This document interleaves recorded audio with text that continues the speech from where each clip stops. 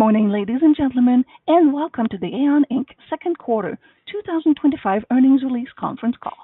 At this time, note that all participant lines are in a listen-only mode. Following the presentation, we will conduct a question-and-answer session. And if at any time during this call you require immediate assistance, please press star zero for the operator. Also note that the call is being recorded on Monday, August 11th, 2025. And I would like to turn the conference over to Joseph Mondillo, Director of Investor Relations. Please go ahead, sir. Thank you, and good morning, everyone. The press release announcing our second quarter financial results was issued earlier this morning and can be found on our corporate website, AAON.com. The call today is accompanied by a presentation that you can also find on our website, as well as on the listen-only webcast. We begin with our customary forward-looking statement policy. During the call, any statement presented dealing with information that is not historical is considered forward-looking and made pursuant to the safe harbor provisions of the Securities Litigation Reform Act of 1995, the Securities Act of 1933, and the Securities and Exchange Act of 1934, each as amended. As such, it is subject to the occurrence of many events outside of AAON's control that could cause AAON's results to differ materially from those anticipated. You are all aware of the inherent difficulties, risks, and uncertainties in making predictive statements. Our press release and Form 10-Q that we filed this morning detail some of the important risk factors that may cause our actual results to differ from those in our predictions. Please note that we do not have a duty to update our forward-looking statements.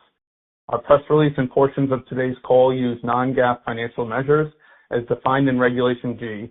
You can find the related reconciliations to GAAP measures in our press release and presentation. Joining me on today's call is Matt Tobolski, CEO and President, and Rebecca Thompson, CFO and Treasurer. Matt will start off with some opening remarks. Rebecca will follow up with a walkthrough of the quarterly results, and Matt will then finish with our outlook for the rest of the year and some closing remarks. With that, I will turn the call over to Matt. Thanks, Joe, and good morning. Starting on slide 3, our second quarter results that we reported this morning fall short of our expectations and do not reflect the high standard we set for ourselves as an organization. We remain committed to providing transparency to our investors. As previously shared during our Investor Day in June, we've experienced challenges related to our ERP implementation. In this update, we want to provide a comprehensive view of where things stand today, the key factors that contributed to the recent underperformance, and most importantly, how we are moving forward. We are committed to addressing this directly and taking the necessary steps to restore your trust.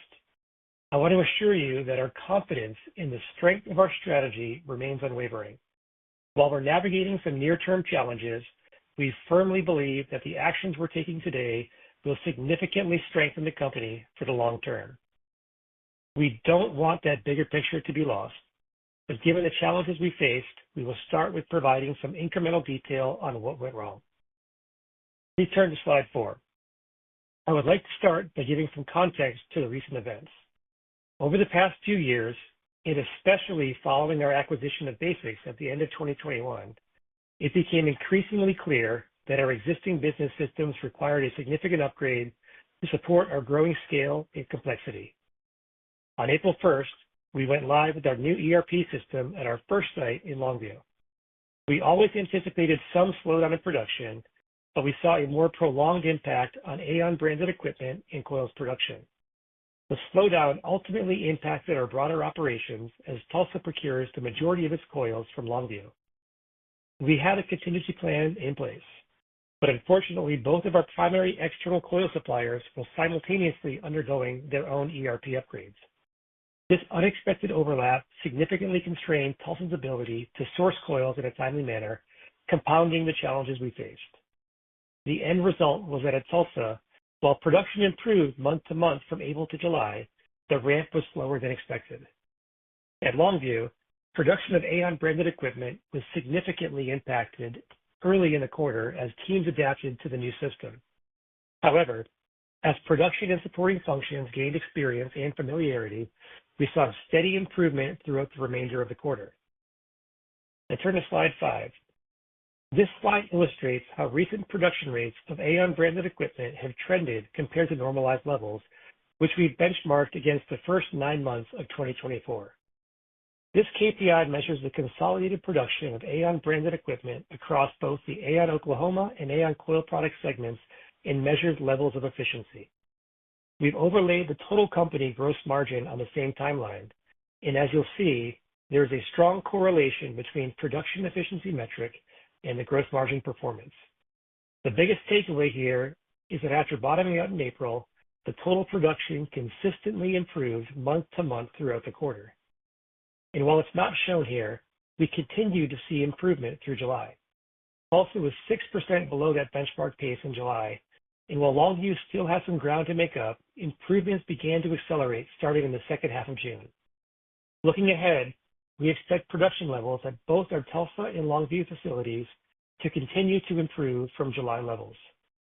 As production stabilizes and scales, we also anticipate a corresponding improvement in gross margins.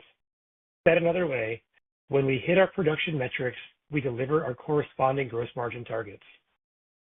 Please turn to slide 6.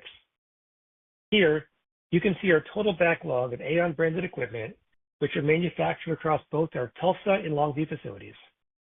Bookings in Q2 and year-to-date remain strong. This, combined with the improving production trends, supports my earlier point regarding our expectation of a strong recovery in the second half of the year. While we entered the third quarter with production levels below our initial expectations, we remain confident in a solid upward trajectory and anticipate strong growth in AAON branded production over the remainder of the year. I'd also like to point out that our backlog is favorably priced relative to input cost. Almost all of our production in Q2 was associated with orders received prior to our January 1st 3% price increase and a 6% tariff surcharge that was put in place in March. Directionally, this will begin contributing positively to both sales and margin in the third quarter, with a more meaningful impact anticipated in the fourth quarter. Please turn to slide 7. I want to take a moment to give you some more color on our ERP upgrade, both in terms of what we are looking to achieve and how we see the rollout mapping from here. Given the size and the growing complexity of our organization, including expanded manufacturing operations, it has become evident that continuing to scale at the growth rates we target will require more sophisticated integrated systems. After years of planning, development, and preparation, we went live with a new ERP system at our Longview facility on April 1st. Our ERP rollout strategy was very intentional. To limit disruption and manage risk, we intentionally adopted a phased rollout approach, implementing the system one location at a time and not moving on to the next site until the prior location is operating smoothly and meeting our performance expectations. We made the decision to begin the rollout at our Longview facility because it produces both AAON branded and BASX branded equipment, as well as manufactures coil, a critical component not only used at Longview, but also at other sites in the production of finished products. This approach allowed us to fully vet the ERP solution across our entire product portfolio, helping to reduce risk and minimize disruptions during future site implementations. Beyond product mix, when considering our organizational structure, where shared services support multiple functions across all sites, starting with Longview enables these teams to build proficiency with the new ERP solution before we proceed with additional site rollouts. This ensures that by the time we transition to Redmond, which produces only BASX branded equipment, or to our largest site, Tulsa, which primarily manufactures AAON branded products, our shared services teams will be fully up to speed and well equipped to support a smoother and more efficient go live at these locations. We've also gained valuable insights from the Longview go live that will help us to ensure a smoother, more efficient transition for production teams at our other sites. We brought team members from our other sites to Longview to observe best practices firsthand, and we're conducting additional training at those locations to ensure they're well prepared for their own transitions. I want to remind everyone that while this transition is creating some near-term challenges, we remain confident that once fully implemented, the new system will deliver significant operational and economic benefits across the organization. We anticipate full implementation will be complete by year-end 2026. And while it's too early to discuss the outlook for 2026, factoring in subsequent ERP rollouts, particularly in the quarter when we go live in Tulsa, we expect to achieve double-digit year-over-year growth in margin improvement for the year, trending towards our long-term target of 32 to 35%. Now, please turn to slide 8. While it's important to clearly understand the challenges we face this quarter, we must also keep sight of the strong underlying fundamentals that continue to drive our business forward. With that in mind, here are some of the positives that we've achieved in the second quarter. First, the BASX brand continued to demonstrate strength within the data center market in Q2. BASX branded data center sales were up 127% in Q2 and 269% year to date. Second, our liquid cooling solutions continue to gain traction in the rapidly evolving data center market, as evidenced by incremental orders we secured during the quarter. Year to date, liquid cooling equipment accounted for approximately 40% of total BASX branded data center sales, highlighting its increasing significance within our product portfolio. Third, during the quarter, BASX announced a strategic partnership with Applied Digital, under which it will supply thermal management solutions for their AI factory, including custom-designed free cooling chillers for their data centers. This partnership resulted in a significant order, further reinforcing BASX's leadership in advanced cooling solutions. Fourth, our national account strategy within the AAON brand is gaining meaningful traction. National accounts orders grew year over year by 163% in Q2 and are up 90% year to date, reflecting the effectiveness of our targeted approach, deeper customer engagement, and the strong value proposition of our equipment, which uniquely aligns with the needs of these customers. In the first half of the year, national accounts made up approximately 35% of total AAON branded orders, up from approximately 20% a year ago. And finally, the AAON branded Alpha Class heat pump business continues to disrupt the market with its high performance offering. Alpha Class sales grew 8% in Q2, while bookings surged approximately 61% during the same period, highlighting strong momentum and growing market adoption. I will now turn it over to Rebecca, who will walk through the financials in more detail. Thank you, Matt. Please turn to slide 9. Net sales in the quarter declined year over year $2 million, or 0.6% to $311.6 million. The modest overall decline was driven by a 20.9% decline in AAON branded sales, which was nearly fully offset by a 90% increase in BASX branded sales.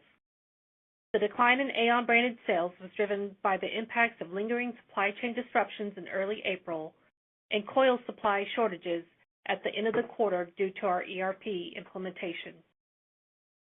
The gross margin was 26.6%, down 950 basis points. The contraction in margin was largely due to lower production volume of AAON branded equipment sales at the AAON Oklahoma and AAON Coil Products segments. Our new Memphis facility incurred $3 million in costs during the quarter, with minimal sales to offset this cost to the AAON Oklahoma segment. Non-GAAP adjusted EBITDA was 14.9%, down 1,120 basis points, and non-GAAP adjusted EPS was 22 cents, down 64.5% from the previous year. Also noteworthy, we hosted a national sales meeting in April that incurred costs of approximately $1.6 million. While we did not flag this as a one-time event, the last national sales meeting we hosted was in 2021.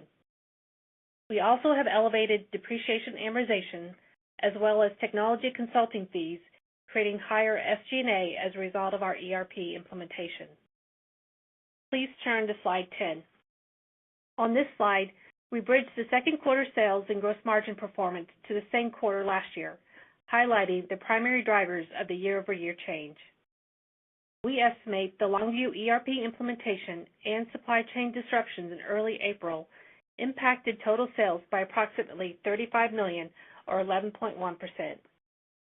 Together, these two issues impacted gross profit by approximately $20 million. Also worth noting, pricing had a minimal impact on overall sales and gross profit for the quarter.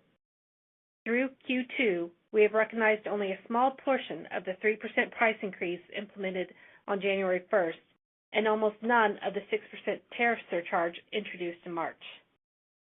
Please turn to slide 11.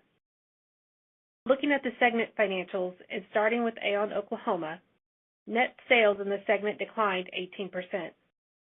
This decline was driven by lingering supply chain disruptions related to the refrigerant transition at the beginning of the quarter, as well as coil supply shortages towards the end of the quarter due to our ERP implementation at the Longview, Texas facility, which slowed production of coils for our Tulsa plant. Despite the year-over-year decline, production improved consistently month to month throughout the quarter, a trend that continued through July. Production efficiency in July was 6% below pre-Q4 2024 levels. Lower production volumes were the primary factor in the gross margin, contracting 970 basis points. Also contributing to the segment's contraction of gross margin, the Memphis plant incurred costs of $3 million. Along with improving production rates, AAON Oklahoma entered August with a strong backlog. Please turn to slide 12. AAON coil product sales grew $27.1 million, or 86.4%, primarily driven by growth in basic brand products of $40.1 million for a large liquid cooling project. AAON branded products declined $13 million due to disruptions caused by the change in ERP systems. The ERP implementation significantly impacted both production volumes and efficiencies of AAON branded equipment, serving as the primary driver of the 1,990 basis point contraction in segment gross margin. Since April, production of AAON branded equipment at the Longview facility has improved significantly. Using the average production rate over the first 9 months of 2024 as a benchmark, production of AAON branded equipment in April was down approximately 50%. At the end of July, we were down 37%. For basics branded production at this segment, the impact of the ERP implementation was considerably less, largely because of the uniformity of units within the orders. Thus, production performed relatively well and the backlog remained strong. Please turn to slide 13.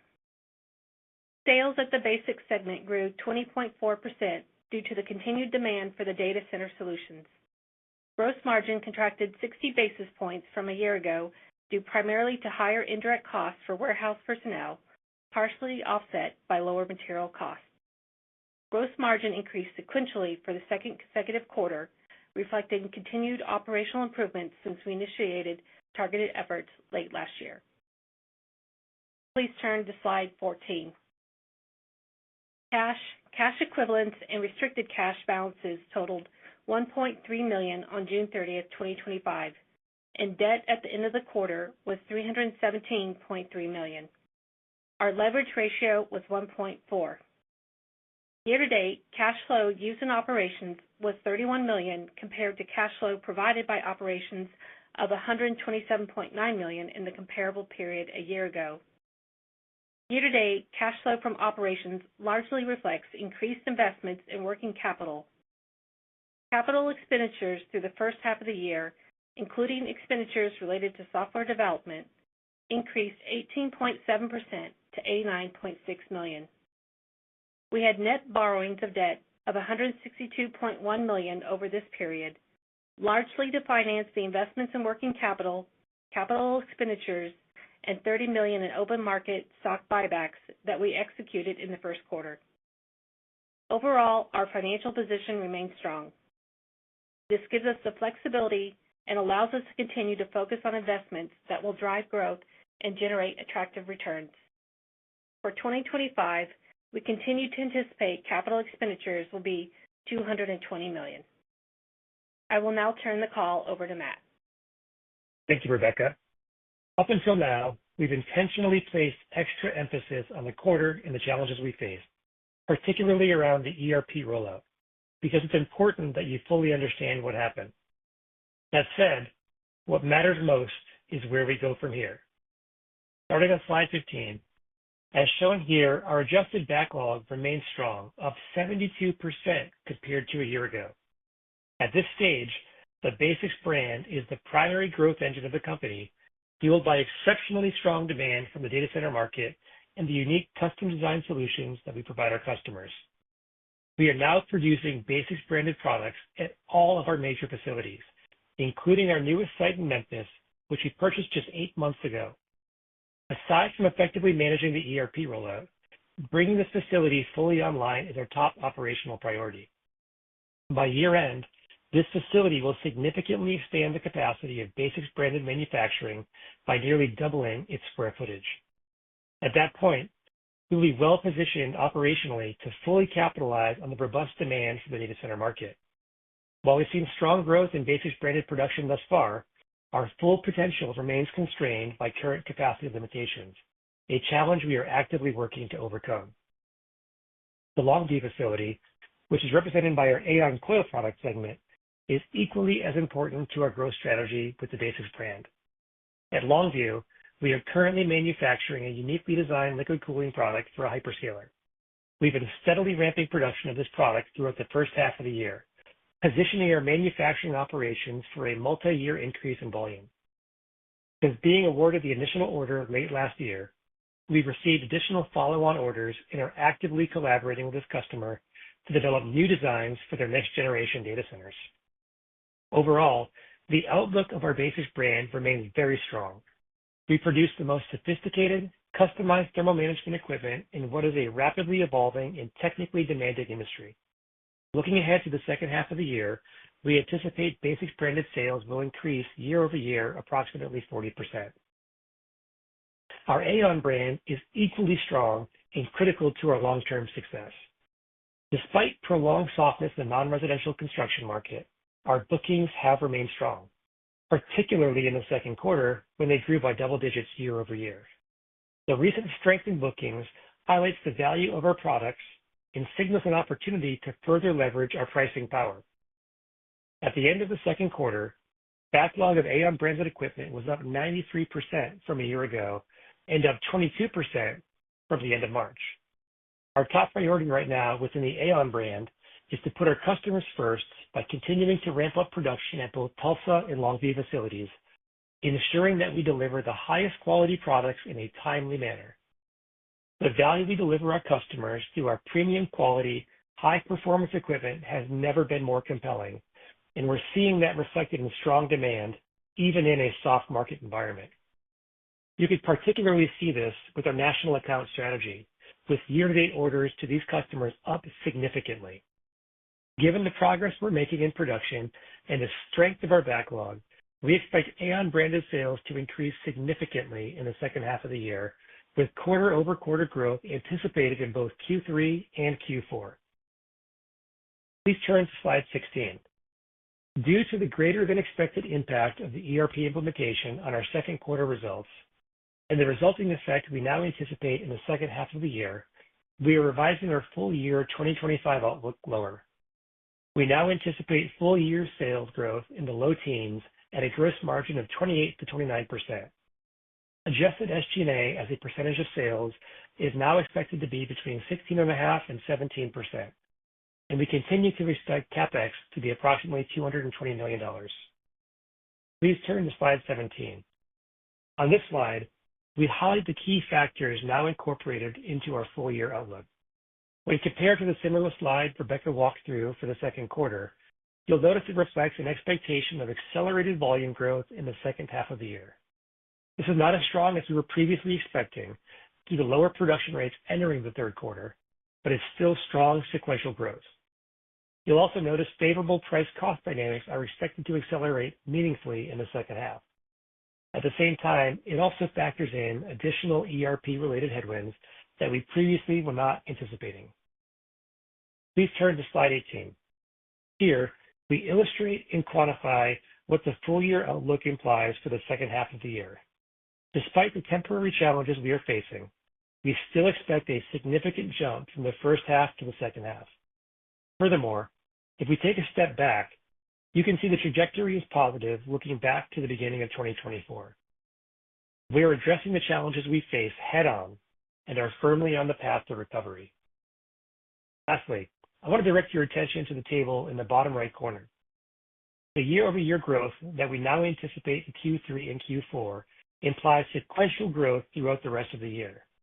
Through year-end, we expect production rates to improve and the adverse impacts of the new ERP system implementation to lessen. Before I hand it off for Q&A, it's important to note that the core fundamentals of this company have never been stronger. And once we move past these temporary obstacles, we'll be in an even stronger position to deliver long-term value for our customers and our shareholders. I know these results are disappointing, and believe me, I share in that disappointment. But in the broader context, this remains an incredibly exciting time for our company. The future is bright, and we are well positioned to emerge from this period even stronger. With that, I will now open the call up for Q&A. Thank you, sir. Ladies and gentlemen, if you do have any questions at this time, please press star followed by 1 on your touch-tone phone. You will then hear a prompt that your hand has been raised. Should you wish to decline from the polling process, please press star followed by 2. And if you're using a speakerphone, we ask that you please lift the handset first before pressing any keys. Please go ahead and press star 1 now if you have any questions. And your first question will be from Timothy Walsh at Baird. Please go ahead, Timothy. Hey guys, good morning. Thank you. Thanks for all the details. Maybe just to start, I guess on the guidance and the second half, kind of coming down more than you think. Could you just, I guess, maybe bridge us a little bit, versus the prior guidance that you have versus what you have now, and how much of that is the ERP implementation and how much of that is just lower volumes and the under absorption associated with that? Yeah, good morning, Tim, and yeah, thanks for the question. So as we look at the kind of revision to the back half of the year on the guidance side, primarily the drivers there are going to be around the ACP performance and the sort of ERP impacts that come with that. And so with that, we ended July with a 37% performance against our efficiency metric, but just to quantify, that was at a total production level that was down about 20%. So we finished off July being 20% of where we want to be from a top line revenue perspective on AAON branded product inside of the Longview segment. And we're seeing that accelerate, we're seeing that improve, but just kind of meaningfully considering that impact on the back half of the year. And then when we kind of switch over to a lesser extent on the Tulsa side, while Tulsa is certainly performing substantially better than the ACP segment, we did start the quarter at a lower performance point just with that coil impact that we had. And so really that's reflecting to a lesser extent also the lower starting point that we're ramping off of within the Tulsa segment. Okay. And I guess when you look at kind of what's implied, I think it's probably something in the low 30s for gross margins in Oklahoma in the back half of the year. Yet you're probably going to get close to the revenue numbers that you had in the first half of 24. So I guess what is the difference, outside a few $1 million and things like Memphis kind of ramping between that kind of maybe low 30s number and something that was closer to 36 or 37? Yes, a great question. And so we think about the Tulsa side of the business and just want to start off that nothing has drastically changed kind of on the overall performance of that segment. There are some incremental costs that we've invested within the organization with enhancements to our end-of-line test procedures, some investments in additional laboratory work and really driving some of our innovation. But when we look at that, we're talking about, tens of basis points, not hundreds of basis points. So when we really think about what are the primary drivers in the overall margin on the Tulsa segment, Memphis and the startup cost certainly is going to be one of those big cost drivers. That's going to kind of add on top of those incremental costs. And then on top of that, we have been producing basics products within the Tulsa segment. And so that production that we're temporarily doing there just to basically provide more capacity for the basics brand, that capacity, that manufacturing is temporarily putting some strains on the overall efficiency metrics within the segment. So that really is kind of what's putting the pressure points on there. But when we look at it from an overall kind of Tulsa perspective, we truly believe that gets back into that long-term target and, that 32 to 35% on an annualized basis within that margin profile. Okay. And then I guess the last question I have, just data center backlog. I know it's been pretty good the last couple quarters, but it was flat sequentially. anything you would kind of highlight or call out there? I know that business can kind of be lumpy, but just if you could spend a minute just on the health of the data center business and how you're positioned there, I think that'd be helpful. Thanks. Yeah.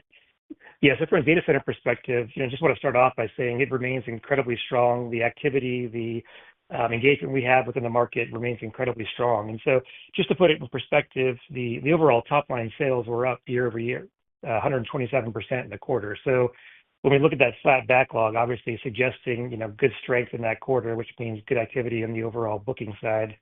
And that activity and that engagement has been at least, if not stronger, in both July and August. But when we step back and think about the data center market, a key aspect there is we've got to have capacity to sell. And so we have just begun selling into that Memphis investment that we had as a kind of a production capacity perspective. And we're going to start seeing the ability to sell that capacity meaningfully impact the backlog going forward. But when we look at kind of where we stand right now, while we're ramping up production in Memphis, we also have to be realistic when we book orders to make sure that we are providing delivery within customers' expectations. And so we're going to see that Memphis facility really provide a meaningful capacity increase at the later half or later portion of this year and continuing to accelerate within 2026. And you'll start seeing orders that are basically filling that facility start to come to fruition. And just to maybe also give you a little bit of context, we look at the ACP performance, we look at the segment sales and really the bookings perspective on that liquid cooling order. I mentioned in the prepared commentary, but just want to reiterate here that we continue to have active engagement with that customer, not just in the current orders and follow-on orders, but also working with them actively to develop the next generation liquid cooling solutions for their data centers. And so, we've kind of brought this up multiple times in the past, but it's a dynamically evolving market with new technology. And so the customization, the unique value proposition that the BASX brand provides to that data center market really resonates in that rapidly evolving and dynamically moving market. And so we're going to continue seeing good strength in bookings kind of coming off of all the engagement we're having within that market today. Okay. Sounds good. Appreciate the time. I'll hop back in queue. Thanks. Next question will be from Aaron Hillman at D.A. Davidson. Please go ahead. Thanks. Good morning. Hey, Matt, maybe just picking up off that last question on just the BASX brand visibility and data center. I mean, could you just talk about the significance of the Applied Digital partnership for the future of BASX and orders, how that fits in? Yeah, good morning, Brent. And yeah, great question. So Applied Digital, it is pretty much a pure play AI data center developer. And so really as a data center developer, they're actively engaged in developing sort of really high performance next generation AI infrastructure. And that really resonates with the BASX brand and be able to really create solutions that optimize performance within that segment. And so when we look at that and we think about an AI data center as a whole, and you think about kind of where we play inside that data center, we've got let's say the thermal management systems that are going to be outside, which in this case are chillers. We've got the airside solutions that are going to be inside, so basically chilled water fan coil walls or CRA units, and then CDUs. And with that customer, we're engaged in conversations on all three of those aspects. We already have orders for two of the three of those pieces, including high performance chillers that are really important as we think about how we're going to manage high efficiency heat rejection inside of these AI data centers. And so our team collaborated very actively with that customer to develop a solution that is optimum for AI workloads. And really, when we look at their deployment plans, we're obviously talking about their facility that they're currently building in North Dakota, but they're continuing to expand across the region. And really, from our perspective, we're actively engaged in all of those pursuits and all of those collaborations. So this really is, first phase of or first step in a long relationship with that customer, managing their thermal loads as they deploy AI capacity across the country. Okay. All right. Appreciate that, Matt. Maybe just as a follow-up, you look over the course of the rest of this year, you've certainly embedded some challenges here into the outlook. Just trying to get a sense, especially as we look into the fourth quarter, Matt, I mean, still implying, reasonably strong growth here on the top line, high 20s. Maybe if you could just talk a little more about what you are, you've used this comment sort of cushion in terms of the outlook. What are you embedding as we get into the fourth quarter? And we're talking about fairly significant growth, towards the end of the year here. Yeah, certainly, as we look at the guidance that's implied for Q4 and really as a whole, we're showing acceleration quarter over quarter from Q3 to Q4. And so when you look at the implied growth that we kind of talked about in the prepared commentary, and we're talking about year-over-year growth in the high 20s, kind of implied, and that's from a top-line perspective, in getting back into a margin profile in the 30s, the low 30s. And so, certainly building upon and kind of working our way out of the challenges that we've had operationally as we've gone live with this ERP. But when we think about kind of what's built into that, I want to first start off with, we have a lot of visibility in the backlog. So the back half of this year, we have a lot of visibility both in the AAON brand and the Basics brand. And so implied in there is certainly strong continued performance, or I should say continued performance within the ACP segment on the Basics brand, recovery quarter over quarter in the AAON brand at the ACP segment. We're building up within Tulsa, and we're going to be ramping in Tulsa substantially quarter over quarter with that backlog. So, we've got a lot of visibility in the AAON segment and the Tulsa segment, the Tulsa segment with the AAON branded products that we're going to see accelerating throughout the year.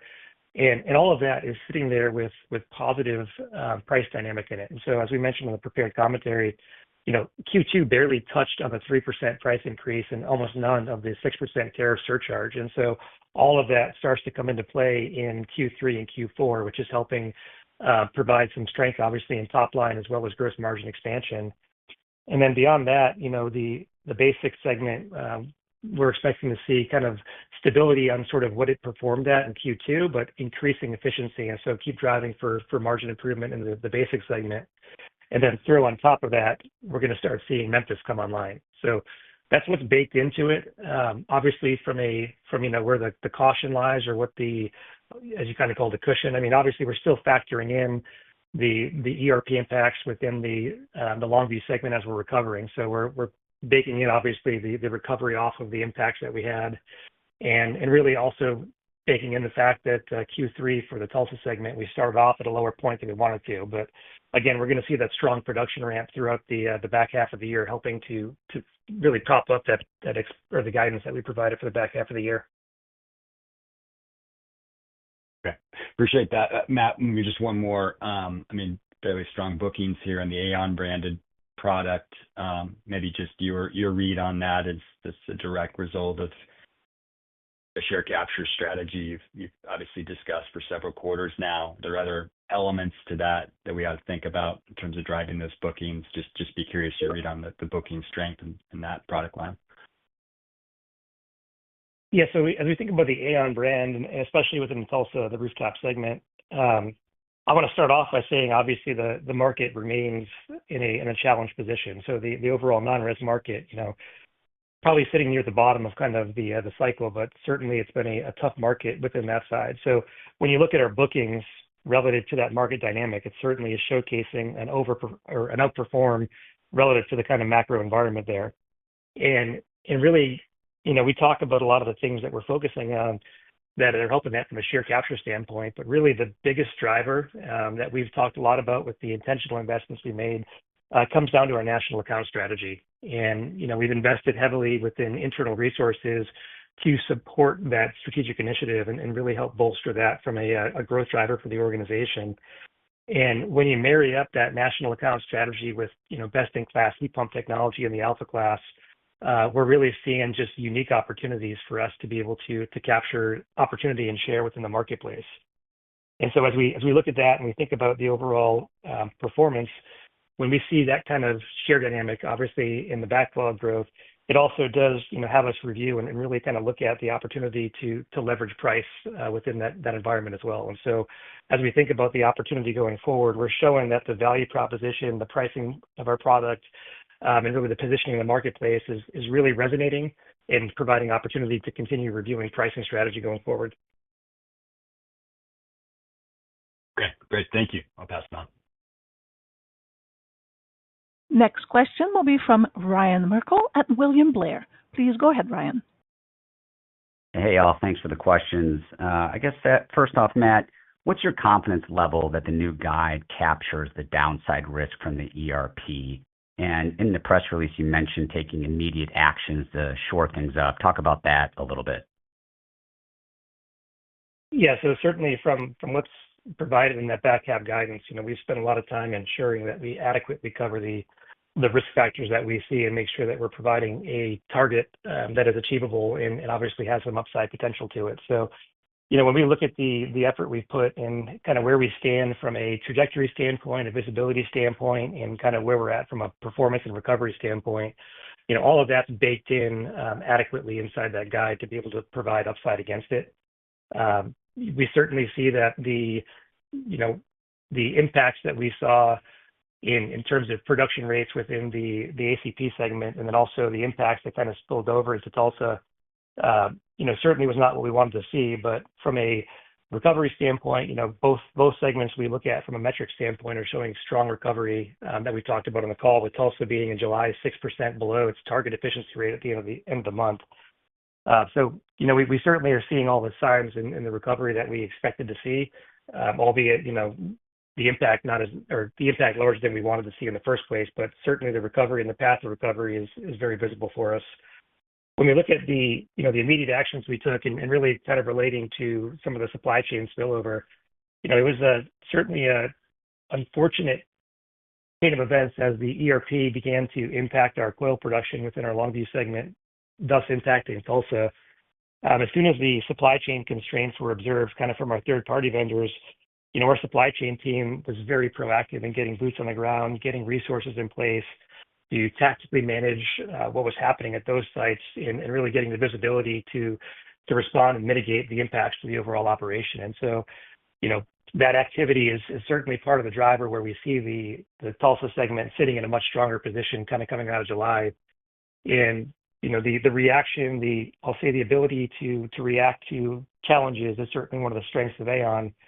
And as these things have come up, our team has jumped on every single issue that's come up, got the resources in place, seek to understand what the drivers were and make sure that we create strategies to prevent them from happening again. And so I just want to kind of stress, when we look at the ERP as a whole, certainly the impacts in Longview were larger than we wanted to see as an organization. But the decision to go live in Longview really was very intentional to stress test the ERP as a whole. It was done to look at a site that manufactures both brands of products, that manufacture coils, so that we can truly test the system in all of the ways that we operate this business, to stress test, to break as much as possible any of the things that we could possibly break, so that when we go live in future locations, those same issues aren't going to come up because we've already been able to see them, resolve them, and build a system or adapt the system to make sure that the organization can perform as expected on the future go lives. And so, just to stress, as much as the performance at the go live wasn't what we wanted, the lessons learned and the operational strategies provide us a lot of confidence and sort of the ability to perform going forward. Perfect. That's helpful. And then I want to put the 4Q guide into a little context with revenue up high 20s. I don't think ERP issues will be totally back to normal at that point. So just a little context on what's assumed there. And then what does it assume about growth for Oklahoma? Yes, I mean, Oklahoma, maybe just kind of looking at it from across the board, Oklahoma, you're going to see quarter-over-quarter strength on top-line bookings as we kind of keep accelerating production capacity within that facility against that backlog. I always like to point out and stress that ramping up production, it certainly is a calculated approach, and we can't just, go from 0 to 60 from a production perspective in Tulsa. And so we'll see quarter-over-quarter strengthening of the overall production rates in Tulsa. And that's baked into the guidance from an overall recovery perspective. In the coil product segment, certainly the ERP is the guide assumes there's some lingering effect into Q4 within the ACP segment. And so while it's improving, we certainly have some consideration in there just as it continues to recover off of that performance. And so that is baked into the guide from a Q4 perspective. And then just from a basics perspective, it's operating kind of near its capacity within the Redmond location. And so basics as a whole, you're not going to see a lot of acceleration of growth off of the basics segment as we report. but you will see acceleration of the basics brand as we begin bringing on capacity within Memphis. And so Memphis is considered to start coming online in that Q4 guide as well in a more meaningful fashion. All right. Last one for me. So you're going to exit 4Q with the gross margin, 30-31%. You quantified the ERP, impact this year, $55 million. We have to set a model for 26, and I know you don't want to talk about that, but in the script, you mentioned double-digit top line and margin improvement. Can you give us some sort of sense of how much margin lift we could see in 26? I know it's a bit early, but it would be helpful. Any color? Yeah, so certainly, we're not getting into too much detail on 26 yet, but when we look at the overall performance from a 25 to 26 perspective, we do see the top line growth that we guided or we provided that insight to in the overall prepared commentary. Our Q4 implied margin sitting at the 30 to 31%. What we're basically implying in 2026 is, nearing that long-term target of 32 to 35%. And that is factoring in, while we've gone through, I'll say, the hardest implementation in the Longview facility in terms of its, first site and really stress testing the system. 26, obviously, we'll still have the additional go-lives within the basics and the Tulsa segment. And so there is consideration kind of in that margin profile approaching 32 to 35% from a long-term guide perspective on some stress from the kind of future rollouts. All right. Thanks for the color. I'll pass it on. Thank you. Next question will be from Chris Moore at CKS. Please go ahead, Chris. Hey, good morning, guys. So it looks like booking's pretty good on AAON. Maybe you could just talk overall about the prolonged softness in rooftop. I mean, what are you thinking about the market overall in the next 6 to 18 months? Is it, interest rates? Is it, just any thoughts you might have in the overall market? Yeah, so from a kind of overall macro perspective, if we look at everyone else that's released for Q2 results, everyone is signaling obviously volumes are down kind of in the non-res market, which we would agree with. If we look at this from an overall macro perspective, there is certainly softness probably in the 10% volumes, down 10% volume as an overall industry perspective in the non-res market. And so to put that in context, so when we look at the bookings trend, we certainly look like we're at the bottom of the trough. So we don't see it as a continued kind of deceleration and decline. We see ourselves certainly nearing the bottom, if not at the bottom, as an industry within that segment. So that's kind of what we're seeing. We see certainly the interest rates obviously are a driver, but also, interest rates at the end of the day, if they're stable, eventually we get used to how to operate inside those interest rate environments. And so it's really the getting to a stable perspective that is, I'd say, the big driver. And so getting past some of the volatility, whether it be tariffs, whether it be interest rates, once we get to a normal operating cadence as an industry, the industry fundamentally figures out how to operate inside that new cost structure. And so a lot of the deceleration that we've seen, a lot of the conversations that we've seen really have centered around just the uncertainty kind of in that near-term perspective. And so as we look 12, 16, 18 months out, getting to a more stable operating condition, we expect to see the market as a whole, be on the upswing coming out of that. So I would just, point out though, that as much as we talk about the softness in the macro market, to your comment, the bookings you see within AAON certainly showcase a different performance level against that overall dynamic. And again, that is really a lot of the strategy that we've had, whether it be the Alpha Class product with bookings up, above 60% in the quarter, or national accounts that are, showing tremendous strength in bookings. Those really are the opportunities for AAON when we think about the non-res market to continue outperforming that market and acquire market share. Got it. Very, very helpful. So maybe just going back to Investor Day, you talked about, in a more normalized situation, gross margins 29 to 32% for basics, a little bit, below rooftop. Just trying to understand, is there something fundamentally different in the rooftop market that allows a higher margin, or is it just, it's a function of the rapid growth in basics, fully leveraging the facilities?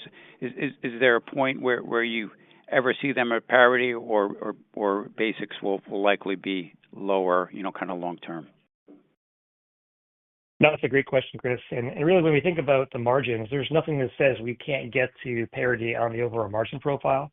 The reason the commentary came, and really we give that commentary regarding basics at Investor Day and kind of today as well, is just as we think about its growth rate, there's inherent pressures that are created in investing ahead of that capacity. And so when we think about these strong year-over-year growth rates, we're having to put the engineering resources, the overhead resources, a lot of the manufacturing staff ahead of the overall revenue to be able to support that revenue going forward. And so that creates some strains, growing 40% year-over-year creates some strains just in operational dynamics. But certainly we look at as those growth rates, I don't want to say temper, but as we get this capacity online, we're able to start leveraging some of that. There's nothing to say we can't get our margins on parity with the overall rooftop segment. Just this hyper growth stage certainly has some pressures there. Helpful. All right, we'll leave it there. Thanks, guys. Thank you. A reminder, ladies and gentlemen, to please press star one if you have any questions. Next question will be from Julio Romero at Sidoti & Company. Please go ahead. Good morning. This is Alex on for Julio. Thanks for taking questions. Good morning. First question. Good morning. First question was just circling back to backlog. I know it's up significantly year over year. Could you comment a little bit on the margin profile and pricing embedded in the backlog? And, really, I'm asking if these orders are sort of protected with price increases and tariff surcharges, or there's still some risk of margin compression on fulfillment. Yeah, and I'll bifurcate that conversation really between the two brands because there's definitely some different dynamics that exist between the two different brands. But as we look at the AAON segment or AAON brand as the first starting point, that backlog certainly is favorably priced relative to the Q2 results, and really getting down to that comment that was made in commentary that we really just started to see that 3% January 1st price increase start hitting the overall revenue profile in Q2. So when we look at that backlog from an AAON perspective, we've got 3% price plus a 6% tariff surcharge that we're going to see meaningfully impact the overall results in the back half of the year. And we see that being accretive to margin. When we look at the overall price cost dynamic, that price, as we see it today with all the visibility we have on supply chain, there certainly is some additional kind of margin opportunity that exists inside that backlog. So on the AAON brand, that's kind of the visibility we have, and we're buying essentially our supply chain team is actively buying the overall input costs or input products to be able to manufacture that. So a lot of visibility into kind of what that dynamic looks like. On the basic side of the business, certainly from a margin profile, there is escalation clauses that exist in the vast majority of the backlog that is extended. And so there's opportunity if dynamics were to change drastically to be able to address that with our customer base. But we also have a lot of visibility into what the input costs are and really are securing kind of longer term supply contracts to support that. So, we see that basically being more margin neutral kind of on what is built into that overall pricing in the backlog for the basic side. Great color. Thank you for the context. And then one more from us, just changing gears a little bit. Curious if you're seeing any positive sentiment from customers as a result of the One Big Beautiful Bill Act. Maybe any implications for stronger demand, as a result of bonus depreciation or other aspects of the bill. Yeah, I would say, certainly from an investment perspective, and especially investment in the U.S., from a manufacturing, from a warehousing, from an overall capital investment standpoint, there is certainly some benefit that is improving sentiment. I wouldn't say, a light switch flips kind of when that bill went into place, but certainly provided some positive trajectory, which really, as I mentioned before, when we're sitting kind of on, I'll say the bottom of what we see as the bottom of the cycle, any positive move in the sentiment, say overall positive going forward. Thank you very much. Thank you. Next question will be from John Braatz at Kansas Capital. Please go ahead, John. Morning, everyone. Good morning. Matt, I know you don't want to talk too much about 2026, but can you give us a little sense on how the P&L for Memphis might look in 2026 versus 2025, sort of the delta between the years? Just to clarify, Joe, I mean specifically kind of the cost drag versus the positive kind of contribution? Yes. Or more from, yes. Yeah. So obviously when we acquired the Memphis facility and really since we started building out the overall facility, a lot of that investment, whether it be in people and staff or capital investments, they're certainly all coming ahead of the overall revenue. And so while we are, generating some revenue in Memphis in 2025, it's not offsetting kind of the overall cost structure of basically standing up that facility. As we look into 2026 and as we think about, orders like Applied Digital that we're going to be manufacturing primarily in the Memphis facility, we're going to start generating substantially more revenue to be able to offset those costs. And so the kind of way we look at Memphis in 2025 to 2026 is really going from a cost drag to an overall kind of drag on the overall financials to a positive contributor in the financials. And really when we think about, what's happening in 26, I mean, the growth of the Basics brand, that growth is going to come through Memphis in 2026. And so the demand we have for data centers, the relationships as we continue to develop these integrated solutions, all that's going to be what's driving the 2026 growth in Memphis and really allow it to become a positive contributor to the overall financial statement. Okay. All right. Thank you. And maybe a question for Joe. In your presentation, you mentioned management will provide regular updates on implementation progress. What does that mean? I would just say that as we hit certain milestones that are significant to informing you all, we will take that approach. There's nothing, in the sand today as far as exactly what and when we will be providing that information, but as we hit certain milestones, we will provide those updates. So, Joe, if you reach those milestones, you might say something between conference calls? Is that how you should understand it? Potentially, or a conference, or, like I said, there's no set game plan to that, but we will provide regular updates when we hit certain milestones. We're trying to be as transparent as possible in an environment that is, certainly impacting the financials like you've seen. Okay. And one last question. Rebecca, there was a significant investment in working capital in the quarter, in the first half. How do you see that playing out in the second half as operations get a little bit stronger? Well, we'll still have some working capital needs to support the Basics brand. And, like Matt talked about, this upcoming job with Applied Digital, to the extent we have to make, those investments prior to like all of the production coming online. Plus, you do have our Memphis facility that we do need to, stock up, make the investments to supply with inventory at that location. So that's primarily been what most of those investments have been.